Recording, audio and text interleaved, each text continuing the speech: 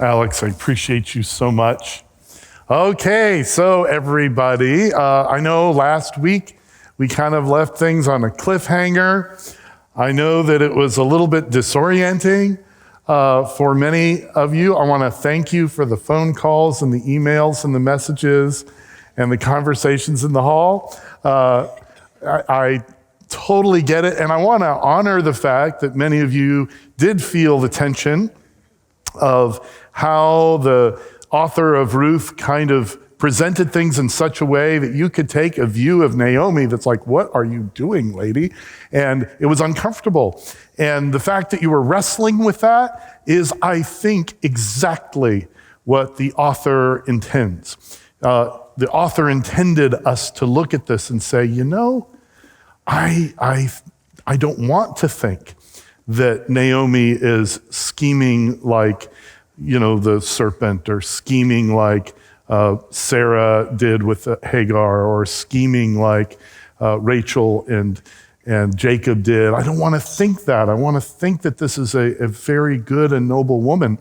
And in many ways, you will see how that turns out. But I think that is exactly the tension that the author wants to present in us. And so I admire you for having that. But there's obviously more. There's design patterns that are definitely strategically placed there to intentionally evoke these ideas from previous patterns in the Bible so that we go, what is going on here?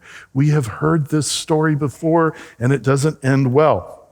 So we left it on that cliffhanger with Ruth telling Naomi that, okay, I'm just going to do everything that you told me to do, and she did. But how does that play out? Well, the following verses tell us, and there are some hidden gems in here that we will explore. So let's first look at this section. Actually, if you turn, I think it's in page 15 in your notes, and this is not going to be on the screen, but if you have all of your notes, go back to page 15. There's that chiasm. The whole book of Ruth is a chiasm that intentionally designed by the author to lead to that central focus that we hit last week, which is this moment of ambiguous possible temptation, this possible very, very risky scheme that's presented. That's like the point that everything hinges on. But if you'll notice that right above and below that, where it says E, we've got Ruth eating her fill and filling Naomi in chapter 2, verses 14 through 23. Before that, we see that Ruth finds refuge under the kanaf of the Lord, or the wings of the Lord, which Boaz points out to her. Before that, we saw that Naomi was returning empty from her land, and she's complaining about it. Well, we see these three steps now going backwards in the next few verses that we're studying this very night. And that is, we're going to see Boaz, in fact, eating his fill in a very short part of a verse, and then Ruth requesting refuge under the kanaf of Boaz, and then, which corresponds to that section in chapter 2, verses 1 through 13. And then we see that Ruth is not going to return empty, even though Naomi returned empty. These are corresponding sections. So I'm just pointing out the literary structure so that you can, like me, possibly just sit in awe of the literary ninja that wrote this thing. Whoever wrote this is just an absolute literary genius. But let's look at what they're doing on the micro level. And first we see that Boaz eats his fill, chapter 3, verse 7, first part of the verse. When Boaz had eaten and drunk, and his heart was cheerful, he went to lie down at the end of the heap of grain. And we've talked about it during the harvest time, barley or wheat, in this case I think is wheat harvest. There's a threshing floor, which is kind of out in isolation in the open in a place where the wind can blow easily, and the grain is all piled up in a heap, and the owners of the field would usually sleep there to protect the harvest from someone that would want to steal it, because this is the fruit of a lot of labor. And that's where he is. He's had something to eat. He's had something to drink. So, narrative design pattern. You're a Torah student. You've read, many, many times up to this point in the Bible. So what other times in the Bible have men gone to lie down after drinking? One of them, Noah. He planted a vineyard and he had some wine and he went to lie down, and then just crazy stuff happened as a result. He was seen in shame by one of his sons. Another example was Lot. He had gotten drunk and went to sleep, and his daughters actually lied with him so that they could conceive. And as we've talked about before, the son of one of those daughters was Moab, the ancestor of Ruth. So here's this design pattern that we're like, oh no, what is going on? So the reader now isn't just tempted to think that this is to be seen as a regular meal that Boaz is having with water or milk. The author inserts, quote, "and his heart was cheerful." And this does not necessarily mean that Boaz was drunk. This is not what the text is telling us to believe. But certainly he was in a happier or euphoric state. He was in a relaxed demeanor. And the heap of grain here from several days' labor, just to note, it is a large enough heap for a person to hide behind, which is relevant to the story. So let's see in this next section what actually happens. And this is the section where the whole script flips in the narrative of Ruth. And she came secretly and uncovered his feet and lay down. And it happened in the middle of the night. Okay, I'm just going to stop there. As soon as he lay down and fell asleep, so this is early evening, she goes, uncovers his feet, and lays down, and then it says in the middle of the night. There are hours in this period here, hours in which Ruth is almost certainly not asleep. What must be going through her mind in these hours? And I think we're going to find the results of those hours of thinking, possibly praying, possibly meditation. The text doesn't say, but we're going to see the results of that in just a few words.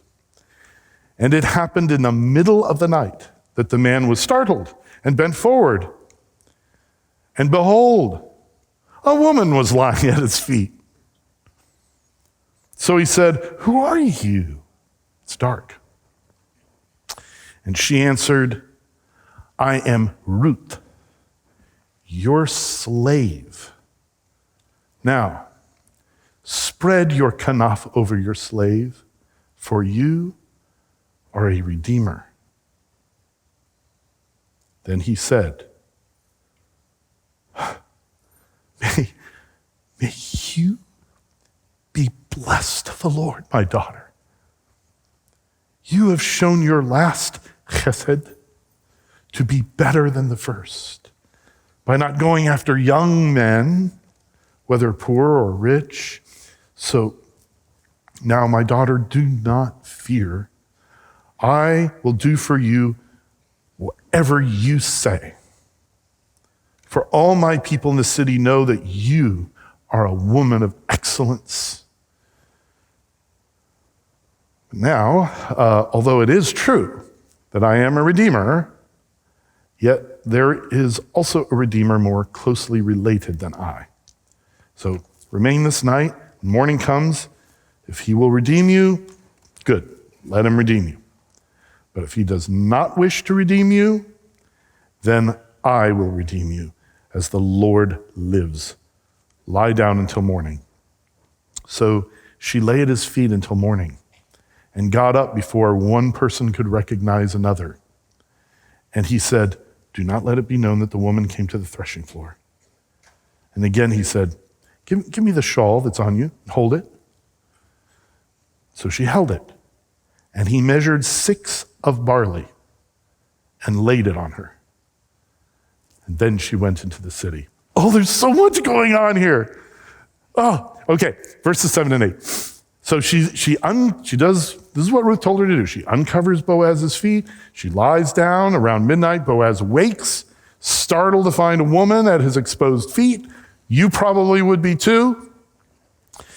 So just briefly, what does it mean to uncover the feet? There's been a lot of speculation about this by scholars over the years, and there's some speculation I just don't think is warranted. By the feet, it likely just means the lower limbs to just below the thighs. And this is obviously an extraordinary act of intimacy. It also ensures that Boaz will likely wake in a chill without his kanaf, without his covers, without his robe. So hours go by. Boaz has not yet wakened. It's during this time period that I think we're invited to imagine Ruth carefully crafting what she will say once Boaz wakes. If you pay attention to what Naomi tells her to do, she's followed the procedure. But Naomi didn't say to say anything to Boaz or not to say anything to Boaz. This is up to Ruth. Ruth is going to figure out what to say. And this is all Ruth. This is so beautiful. And I really believe God spoke to her. So Boaz is startled, or in the Hebrew, probably a better translation is shivers. And he bends forward, probably to cover his legs back up, right? And then he finds this woman lying there. And not only is there a woman lying there, this is a woman who is washed, perfumed, and in her best clothes. And this is the moment of highest tension in the whole narrative. What's going to happen next? Verse 9. Ruth identifies herself as Boaz's, strange word here, slave, and identifies Boaz as a redeemer and asks him to spread his kanaf over her. So let's break this down. By saying her name first, she says, this is Ruth. Ruth is doing something. It's very dark. He can't see. So she is doing away with the darkness. She's being utterly transparent.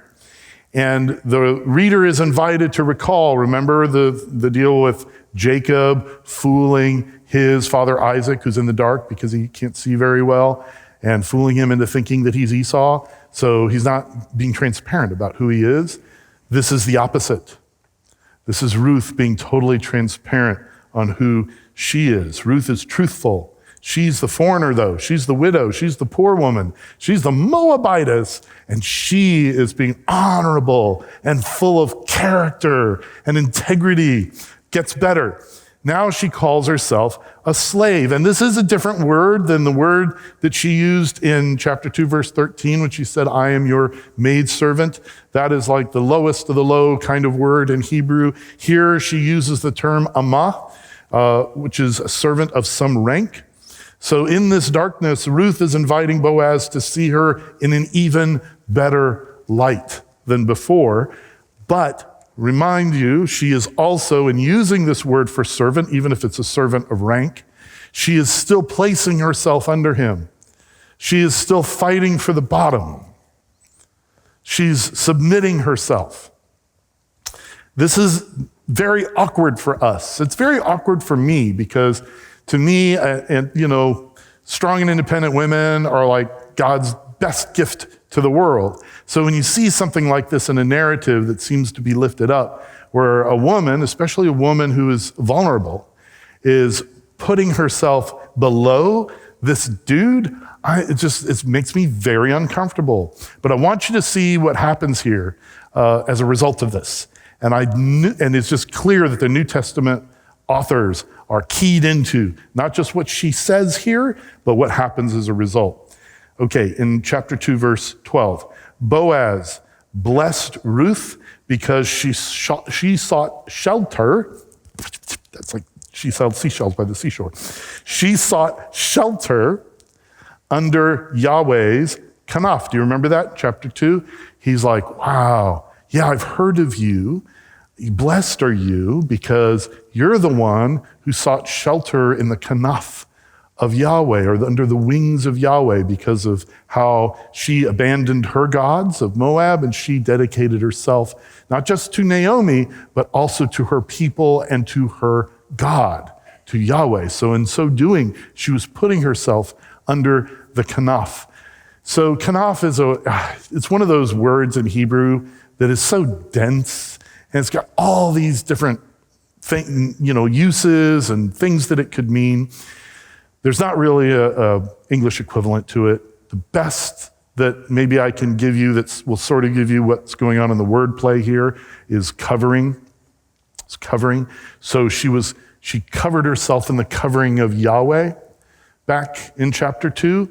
But now, since the word can also mean robe or skirts, Ruth is using what Boaz said about her in chapter 2 as a dramatic wordplay. If Boaz blessed Ruth for finding refuge under the covering or kanaf of Yahweh 7 weeks ago, should she not be blessed for seeking refuge under the covering of Boaz?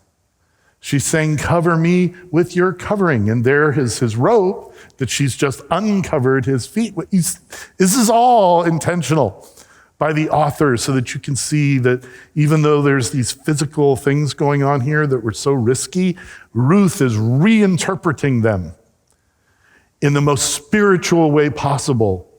And she's verbalizing that spirituality to this man who could think something very different. Ruth is a genius. So and she says, cover me. She just called herself his servant. But cover me is not a request, it's a command. It's a command. She has quickly asserted herself in a few verses from 7 weeks ago when she called herself the lowest of slaves to a few words ago when she called herself a servant of high status to now she's a woman on a mission. You see how that progression has just taken place very, very quickly. And then Ruth very quickly gives her reason for this command. And the reason is because Boaz is a redeemer. Now, Boaz knows he's a redeemer, of course. He knows the family relationship. He's known his role as a redeemer since the arrival of Naomi and Ruth a couple of months ago. But he has not acted on the option to redeem. Ruth identifies Boaz as a redeemer to explain what she's doing on the threshing floor at his bare legs in the middle of the night. To her, this is not a sexual seduction, regardless of what Naomi might have meant or not meant. To her, it's not a sexual seduction. It's a marriage proposal. This is bold. This is bold. She has taken the reins of this story, hasn't she? In just a few words. Now, let's talk about redeemers a little bit here. The goel in Hebrew. A redeemer only needs to redeem land. And that's for redemption, Book of Deuteronomy. Now, in a levirate marriage situation, the brother only needs to marry. Neither of these two things seem to be absolutely required of Boaz according to a strict interpretation of the law. Neither of them does he have to do because he's not exactly the brother. It's not exactly in a situation because of the way the narrative explains everything where he's required to redeem the land and he doesn't have to marry her. But Ruth combines these two things, the goel redeemer and the levirate marriage command, and she offers both Elimelech's land and herself to Boaz. So how's he going to take this? This is a lot to process when you first wake up at 1 o'clock in the morning and find someone sleeping at your feet.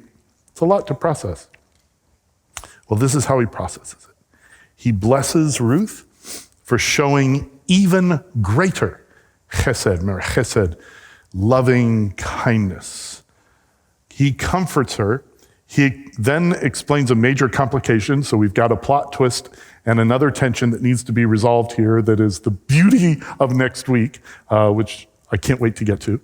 And then he instructs her on what to do next. Listen, Boaz's response is exceedingly abundantly beyond what Naomi could ask or think when she came up with this scheme. Boaz interprets Ruth's presence because of her words, not as seduction, not as manipulation, but as chesed. Since he knows that she could have pursued younger men or other men. either rich or poor. Here we find the reason for Boaz's lack of pursuit for 7 weeks. He's a man of humility. So you're invited, and we're invited to look at this and say, oh, I get it now. He's like, this beautiful woman could pretty much have anybody she wants. I'm an older dude. I don't want to be presumptuous. Plus, she's not even from this culture. She could probably be quite happy as a concubine to somebody and be well taken care of, and just disregard all the complications of a Torah faithful man, because most people at this time are not. And she could certainly take advantage of that. So he remained passive in this situation. But when she shows up and says, this is what I am offering you, he's like, what chesed is this? This is even greater than the chesed that you showed to Naomi. Is you are offering me the opportunity. So to him, it's not just an obligation to fulfill the law, because there really isn't one. To him, it's an opportunity to be blessed by the law. This is the lens that the author of Ruth intends for us to use when we are reading the Torah, when we're reading the law. This is not so much as obligations to fulfill, but opportunities, if we follow, to be blessed.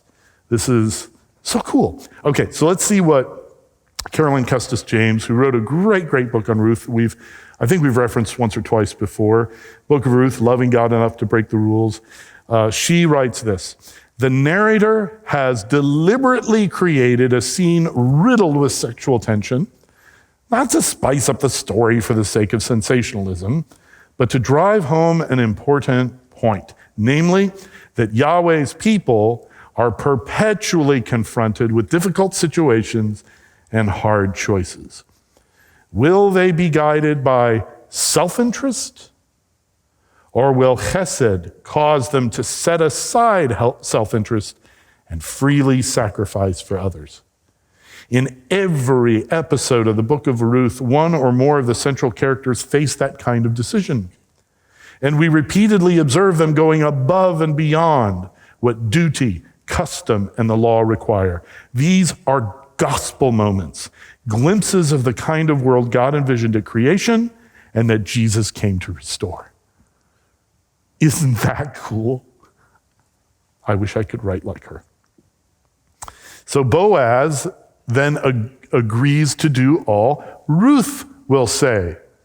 Remember, Ruth said she would do all that Naomi said? Boaz is saying, I'm going to do everything you say. What's he doing?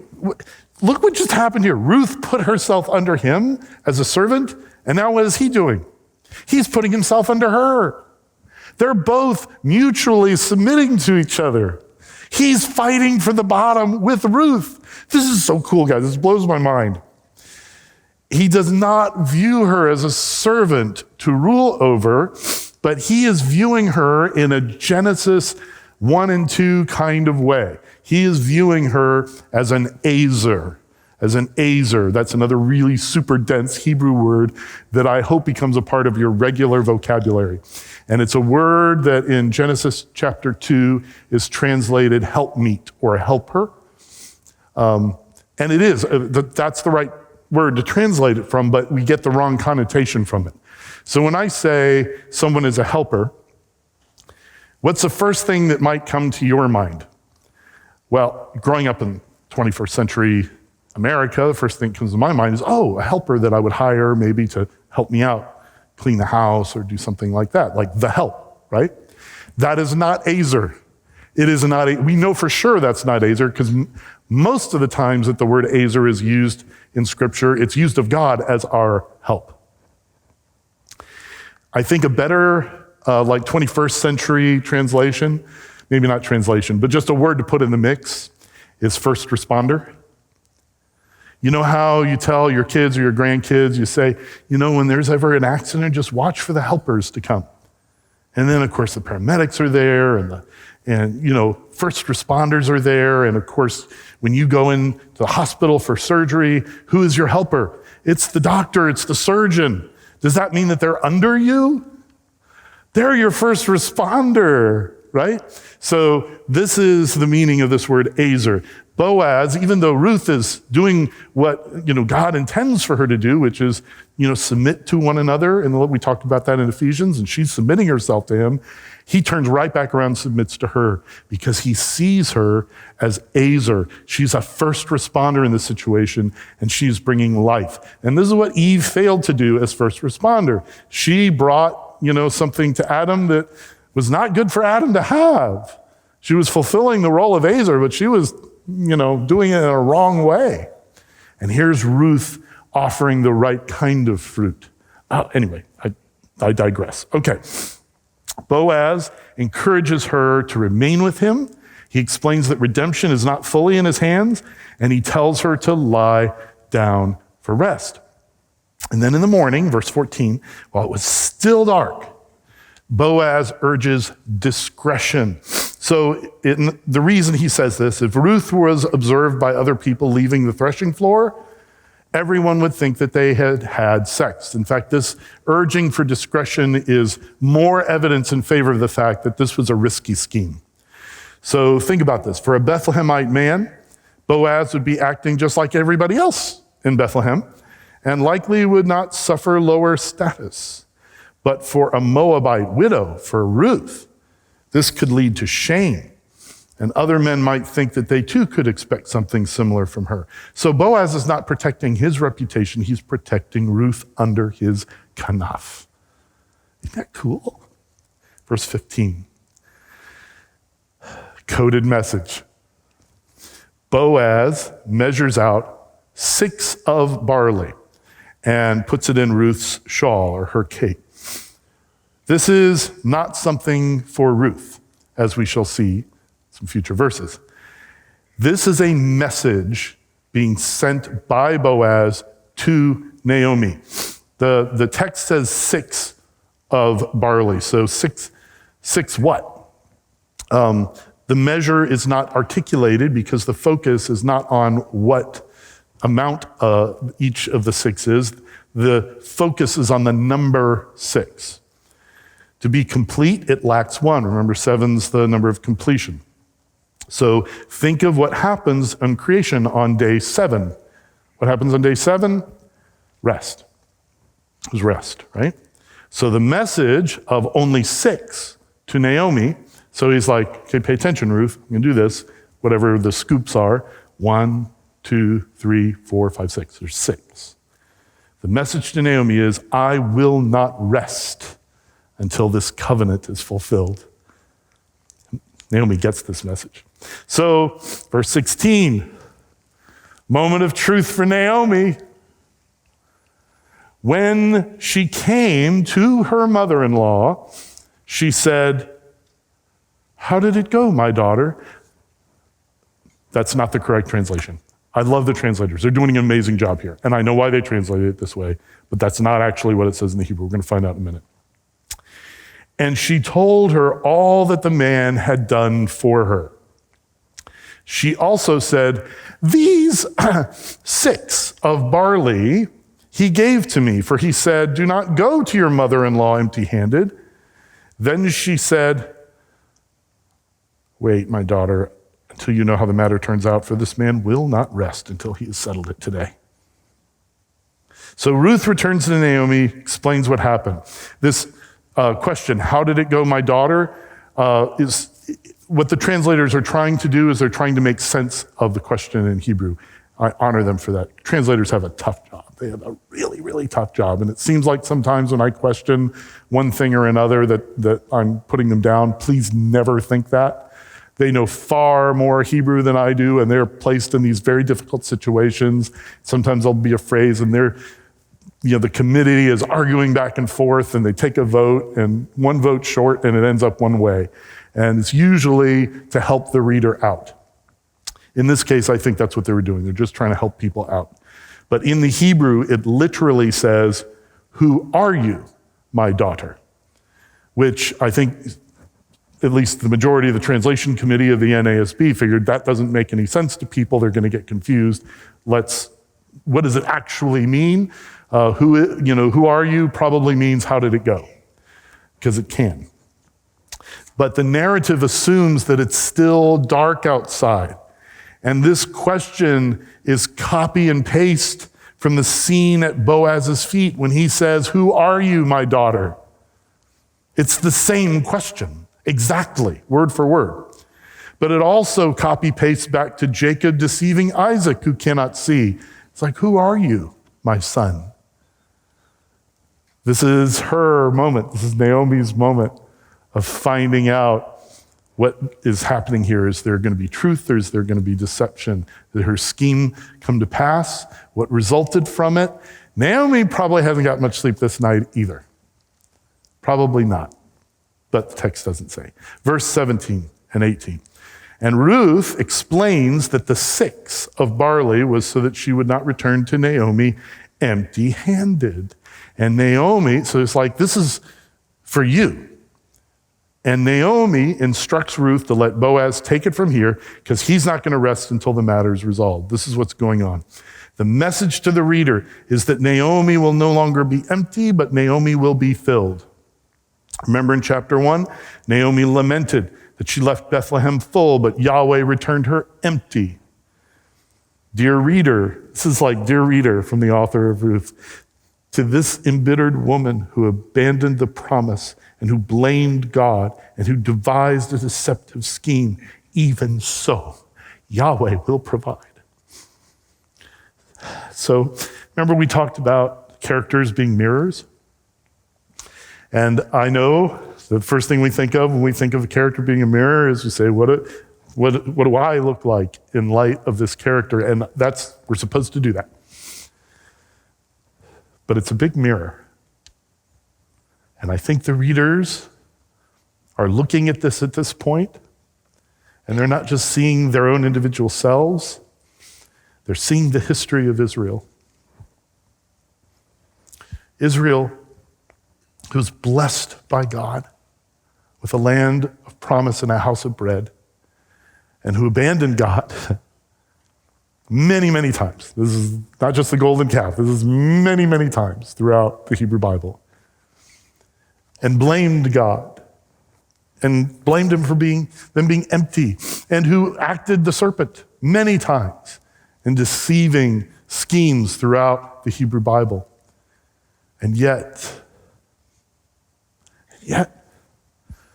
God fills them. God has a plan for them. God will not give them up.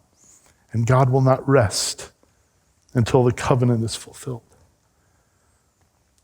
The message from Boaz to Naomi in the 6 of barley is that he will not rest until all is done. Naomi interprets the message correctly. She gets it. She's got the cipher code and translates it to Ruth. She tells Ruth what the message was.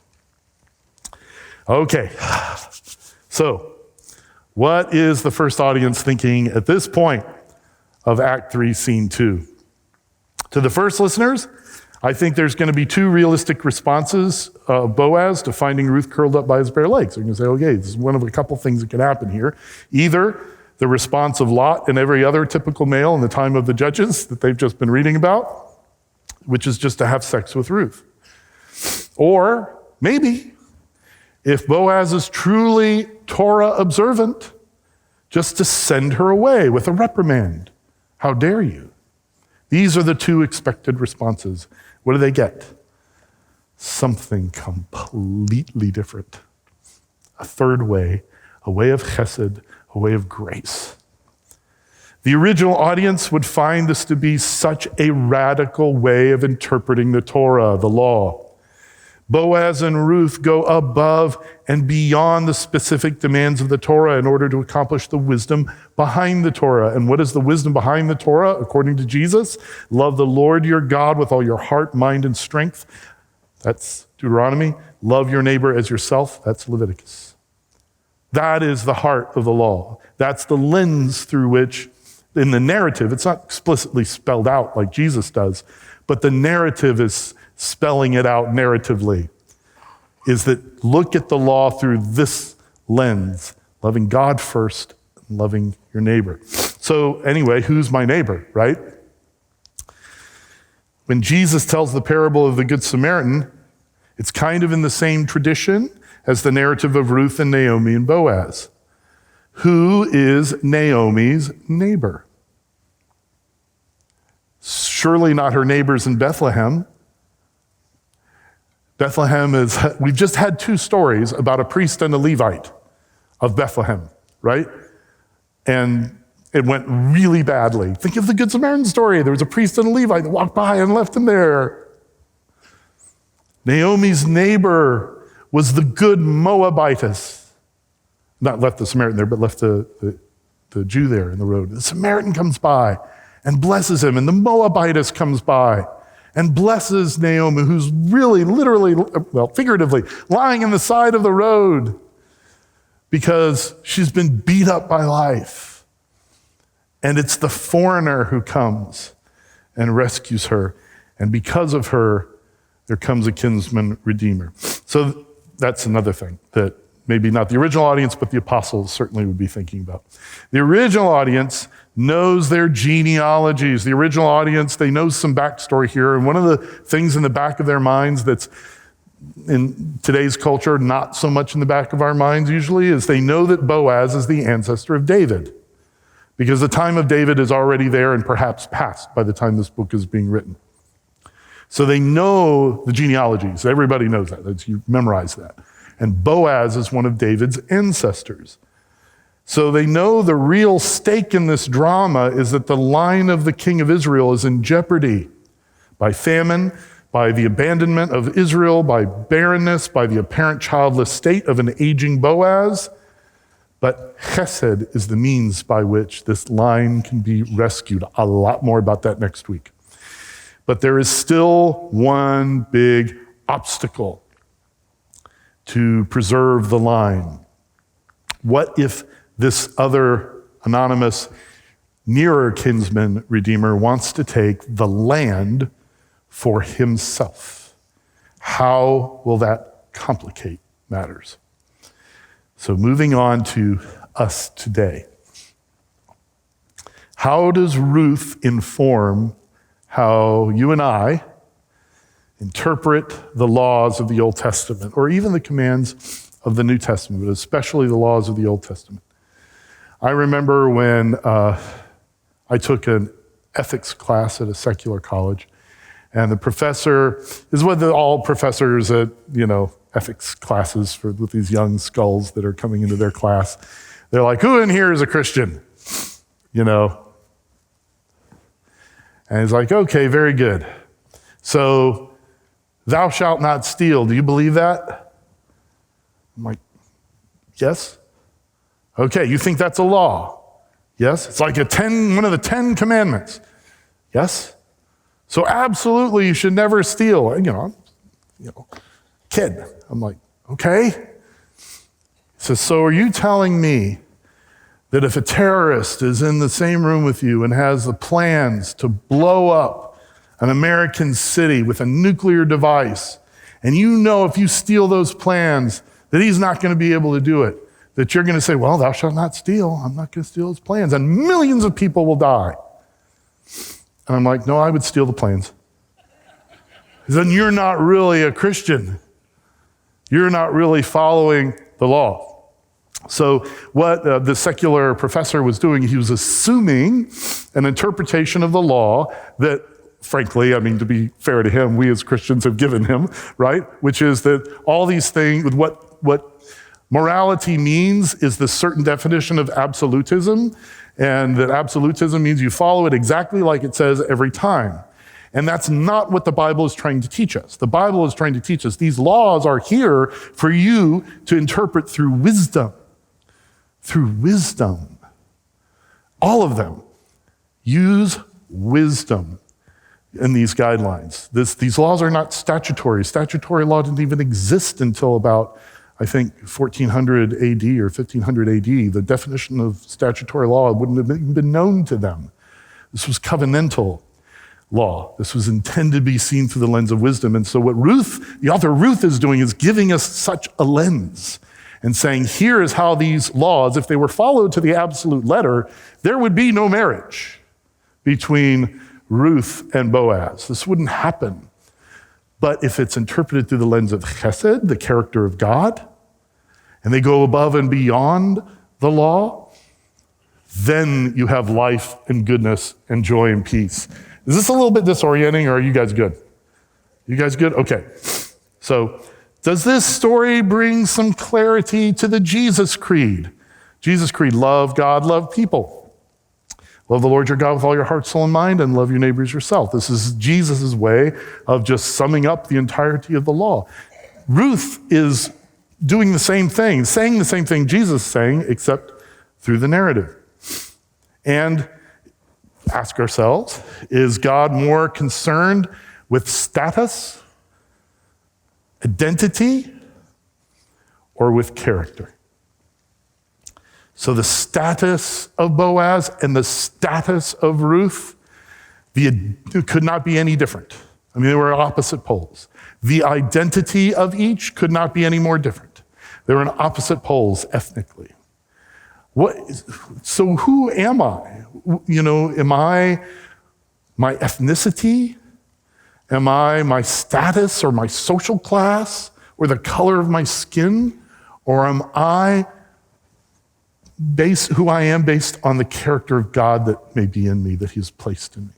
So if I just go by like identity in a worldly sense, I'm a middle-aged, white, cisgendered, heterosexual male. Is that who I am, really? Of course not. Of course not. I'm a child of God. I'm loved by Jesus. That is my identity. I think Ruth invites us to begin to reimagine what identity really is. So next, no matter what Boaz's attitude towards Ruth, he could have very easily been at least irritated at Naomi for A, such a manipulative scheme, and B, because she put Ruth in such a compromising position. She did. But instead, he sends a message of comfort to her. And how should this inform how we respond to those who we think are scheming against us? Just something to ponder.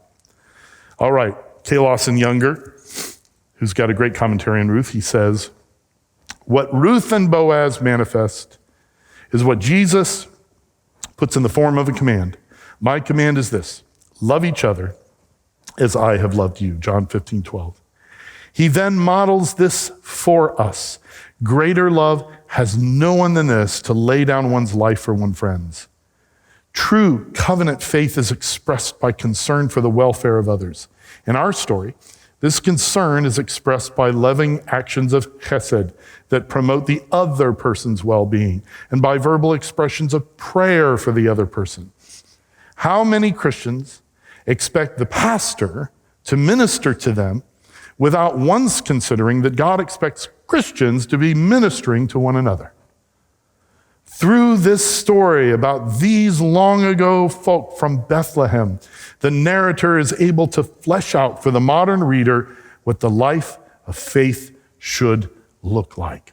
The measure of a person's faith is not found in the miracles that he or she can wrest from the hand of God, nor in his or her personal health and prosperity, but in demonstrating ethical character. As James points out, faith without deeds is dead. And this book, especially in the Acts of Chesed in chapters 2-4, paints a vivid picture of a virtuous theology and a powerfully vibrant faith. In this, it has a timeless message to readers of every age. Thank you, K. Lawson Younger, for those amazing words. So, all right, so I am going to, since I am healthy, I'm going to sit down and join y'all at the table today and hear up close your personal reflections, if any. You can just tell me how I'm wrong if you want. Either way, I'm good. So, thoughts or reflections? That's looking at the communication and the way Boaz responds to Ruth, it brought back Paul's message in Ephesians, to where at that point everybody was included. He didn't see her at that point as a Moabite woman anymore. He saw her as a woman of virtue. who desired to be, in all aspects, follow Israel's faith. And I just took that out of it, and I saw that when you see that picture being painted there, it's just a reflection of that same message Paul gives. And this is for everybody. Yeah. It's almost as if Paul didn't just pull his message out of thin air. He was getting it from somewhere. Huh? I think it's on. I have amazement and fascination with the reality of how I read the Bible at such a surface level, and just listening to how creative the writer was. And it's opened my eyes that as I read the Bible, I've got to slow down, and I've got to open my mind to absorb what the writer is wanting me to absorb. Yes. Yeah. Thank you. That's wonderful wisdom. I do think there's value in just the quick reading and the basic understanding, the locutionary level, if you will, of just, okay, I get the basics of the story here, because that kind of provides the framework for all other future meditation and study. But, oh man, when you slow down, wow, it's so beautiful. You do owe us all an answer, though. So in the pre-work, you asked us to circle the one sentence where things start to take a turn. Kim and I have different opinions. So what is that one sentence? Okay, so you put me in a terrible position here. So I think what I meant to write is, what sentence do you think? And if I didn't write that, I apologize. But so, because I could be wrong, I'm just a nerd, right? So I could be wrong, but if I remember correctly, I think it's verse 9. And could you read that for me, verse 9? Verse 9. Verse 9.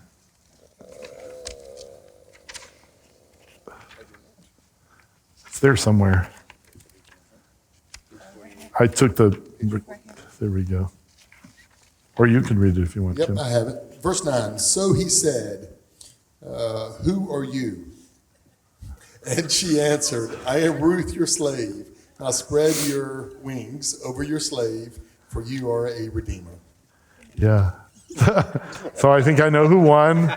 I'm so sorry, Glenn. So sorry. That's just my opinion, because it's when she opened her mouth, is when things shifted from obeying Naomi's instructions to giving what she probably had been pondering for hours.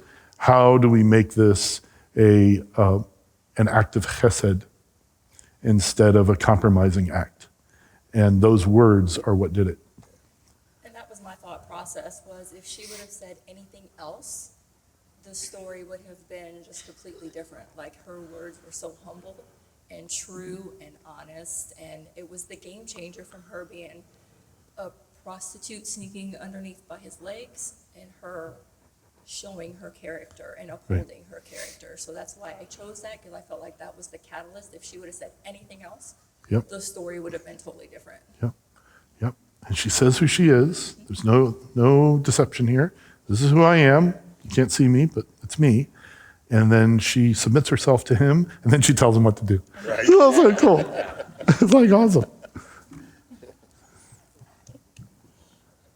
How uncommon would that have been? I was just wondering how uncommon would that have been for a woman to, basically enter a proposal with, a man at that time. Yeah, so as far as a marriage proposal itself, we don't know for sure. The assumption is it would have been uncommon. For a woman to take the reins and tell a guy what he needs to do, I think is pretty common. Yep, but it was done in the right way. This was her role. This was her functioning as an Azer. And she submitted to him. Right. So. And he submitted to her.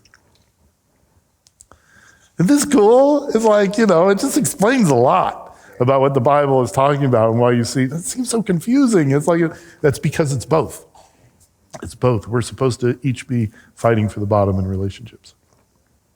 Any other thoughts? Yes. I think one of the most intriguing things about this book is actually what you had talked about, that the point of the Torah is to gain wisdom, Yes. right? It's not to follow it as like a rigid, cold, you must do this and this and that, and then you'll be perfect and great and everything will be fine. So I think that this book really demonstrates how when we are led by the Spirit and then guided by the law, that this is where we first start finding where that wisdom comes out of, because it is through the fear of the Lord that we gain or start to gain wisdom, and that is really demonstrated in the Shema, which is what you said, Yes. the love the Lord your God with all your heart. And so I think when we first read that, I know it seems very vague when you're looking for, like, I want an answer to, like, how I can attain the Right. perfection, right? And so when you read that and you're like, that's the key, it kind of makes it seem like, okay, well, what does that give me? But I think after a lot of meditation and a lot of reading and rereading, that's where you kind of gain the wisdom from the Torah, and that Yes. spirals into more things that you realize in life. So it's a very integrative process with reading and life, and I think that this book, especially this part, really shows how that can be brought in action with just a very difficult situation that we are faced with. So that's one thing that I love about Ruth. Yeah, yes, exactly. Here it is. It's not just a statement that you have to figure out on your own. Here is a story where it's actually being acted out. It's just so good, so true. Remember Exodus chapter 34, verses 6 and 7. Those are the character traits of God that God says he has, and one big one is chesed. And so in many ways, this whole book is a meditation on that one character trait of Exodus chapter 34, verse 6. This is the author meditating on that character trait of God and how it works out in our individual lives. It's just, it's brilliant. Okay, so I don't know, maybe there are no questions, but maybe there are some. Yes.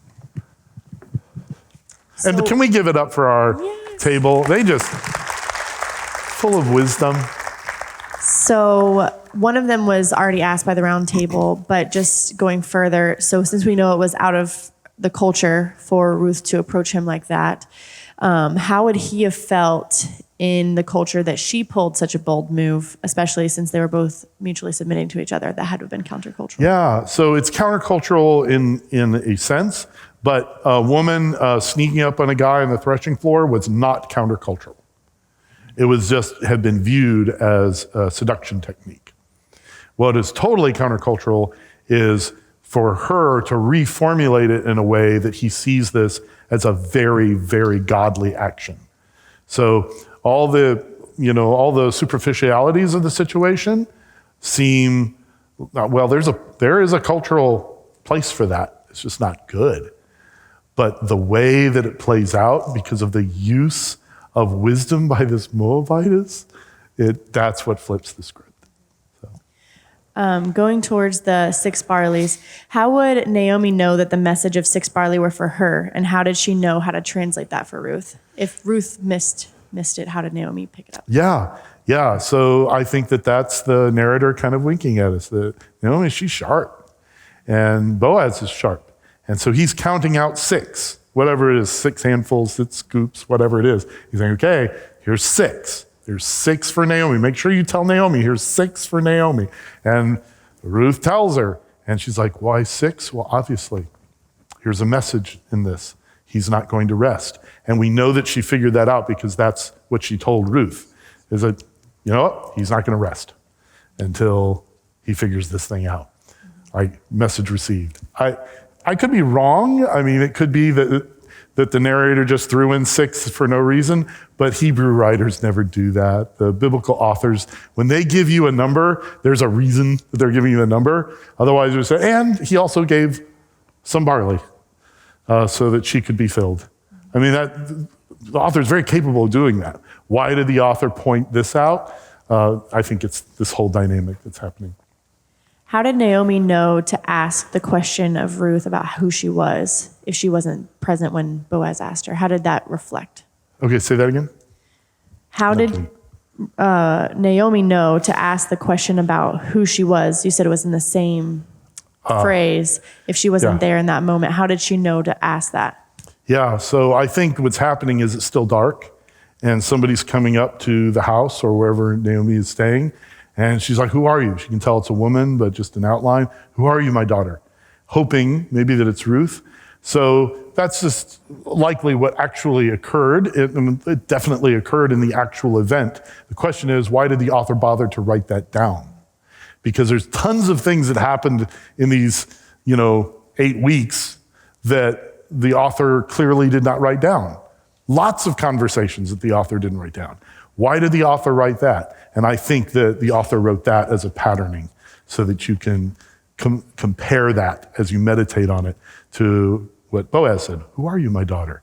to what was going on with Jacob and Isaac. So that's usually why the biblical authors do that. In this story, you talked about how maybe it was a parallel to Adam and Eve. Do you think that was purposeful, and is it almost redeeming how that played out? I think vast amounts of the Hebrew Bible are meditations on Genesis 1 through 11. Vast amounts, whether directly or indirectly. Genesis 1 through 11 is like the primer on how to read the rest of the Bible. And constantly authors are throwing in little hints of reflection and meditation on that. So anytime there's a male-female interaction and relationship, yes, Genesis 1, 2, 3 are in the back of their minds. And then as we're assuming that the reader is supposed to also interpret the law through hesed and through wisdom, how did they think that was going to affect people's opinions, saying, this isn't pure standard law, and now we're expected to interpret it through wisdom. How did they not want people to taint that? Yeah. Welcome to a many thousands year debate. So it's just so much easier to say, give me a list, tell me what I need to do, tell me what I can't do, and I'll check the list. I mean, you're going to make me think and meditate over it and ponder it and pray over it and try to figure out how to show the grace. And please just give me a list. And there have been whole religious movements that have been based on this. And there have been many, many of us who've been in seasons of our life where we're just tired and we're like, just tell me what I need to do. And the Bible just won't let us off the hook. It won't, because God's character is so much deeper than a list. Instead, it's a relationship. And even the lists that we're given, we are supposed to interpret through the lens of God's character. And it makes it very challenging. And that's why the biblical authors give us whole books that rub this in our face and make us struggle, like the book of Ecclesiastes, the book of Job, the book of Ruth, the book of Judges. There's whole books that are like, what do I do with this? And biblical authors write exactly, what do you do with it? Meditate on it, pray over it, look at the character of God, and don't just check the list. Perfect. I think that's all the questions we have. So thank you so much, Pastor Tim. We're just so blessed to have him. I'm so grateful for this class. I hope that many more in the future you all can come. So we're going to close out. You're welcome for the women to stay in here, and the men are going to go over to the chapel, and we'll just pray out. Dear Heavenly Father, God, we just thank you for tonight, Lord. Thank you that we're able to sit here and meditate on God's word, Lord. Thank you that we have such incredible pastors on our staff that love to spend so much time and just meditate on the word so that we can be fruitful and learn from that, God. I thank you for the community we have here, Lord. Thank you for all of us as we learn together and encourage each other, Lord. We're not just, as we talked about tonight, just depending on pastors, Lord, but we're depending on each other to encourage each other, lift each other up, and really just mentor and help create a community where we're lifting each other up, Lord. I thank you for all of that, and I pray that tonight we'll we'll just continue in learning and our relationships with each other. Amen.